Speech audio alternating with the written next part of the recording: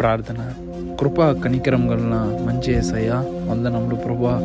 అనుదినము మీ కృపా కౌగిట్లో నడిపిస్తూ సజీవ లెక్కలో ఆదరిస్తూ మరొక రోజులో ఈ ఉదయకాలపు సమయమున సజీవ లెక్కలో మొదటిగా మీకు ప్రార్థించుకోవడానికి ఇచ్చిన మహాకృపను బట్టి వేలాది వందనాలు ప్రభువా.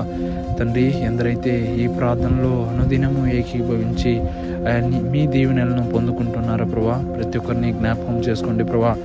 ఎంతో విశ్వాసంతో మా కొరకు ప్రార్థించమని వారు ప్రేయర్ రిక్వెస్ట్లు పెడుతుండగా ప్రభా, నాలో ఏమీనూ లేదు ప్రభా. అయితే నేను ప్రకటిస్తున్న దేవుడు మహోన్నతుడు, మహా అద్భుత ఆశ్చర్య కార్యాలు చేసే నజరేయుడైన యేసయ్యను నేను ప్రకటిస్తున్నాను ప్రభా.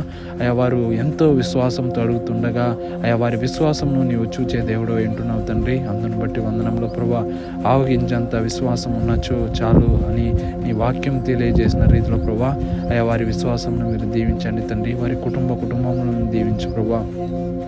ఎందరైతే ప్రభా తల్లిదండ్రి మా బిడ్డలు మా మాట వినలేదని చింతించి తండ్రి ప్రార్థిస్తున్నారు తండ్రి, వారి ప్రార్థనను అంగీకరించండి ప్రభా.